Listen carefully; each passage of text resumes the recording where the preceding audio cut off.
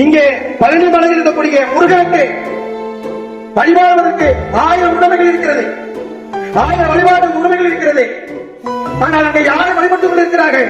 நம்மை சொல்லுகின்ற முருகனைத்தான் வழிபாட்டுக் கொண்டிருக்கிறார்கள். இந்த குறிஞ்சலத்தினுடைய தலைவனை, குறிஞ்சலத்தின் இறைவனை முருகனைத்தான் வழிபட்டுக் கொண்டிருக்கிறார்கள். ஆனால் அவர்கள் வழிபட்ட தலைவனுடைய குழந்தைகளாகிய நாம், குறவர்களாகிய நாம் கருவறைக்குள் செல்ல முடியவில்லை.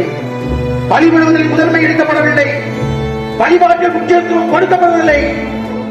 குன்றும் இருக்கும் எல்லாம் குமரன் இருப்பான், குமரன் இருக்கும் இடமெல்லாம் இந்த குறவன் இருப்பான் என்கிற ஒரு பண்பு இருக்கு. ஆனால் அடிப்படை வீடுகளிலுமே இந்த குறவர்களுக்கு முதன்மை வழிபடுவதே உரிமை இருக்கிறதா? வழிபாட்டில் உரிமை இருக்கிறதா?